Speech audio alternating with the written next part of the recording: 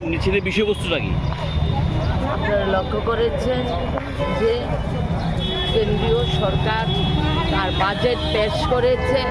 প্রথম দফায় শেষ হয়েছে, আবার দ্বিতীয় দফা শুরু হবে। এই বাজেটে আমরা লক্ষ্য করছি যে এই বাজেট কর্পোরেটমুখী বাজেট। এই বাজেট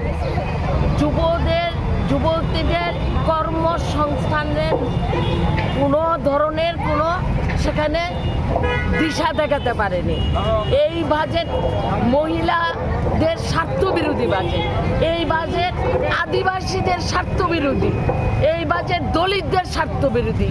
এই বাজেটের শিক্ষা খাতে টাকা কমা। লক্ষ্য করেছি যে গোটা যে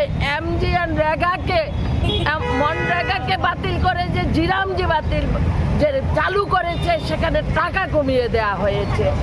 23% টাকা কমে দিয়েছে 2021-22 সালের বাজেটের তুলনায়। অথচ মুখে বলা হচ্ছে 125 দিনের কাজ দেয়া হবে, কিন্তু 125 দিনের কাজের টাকা বরাদ্দ করা হয়নি। রাজ্যগুলির উপর চাপিয়ে দেয়া হয়েছে। কেন্দ্রীয় সরকার হাত তুলে নিয়েছে। তাই এই বাজেটের ফলে আজকে সবচেয়ে বেশি ক্ষতিগ্রস্ত হবে দেশের মহিলারা।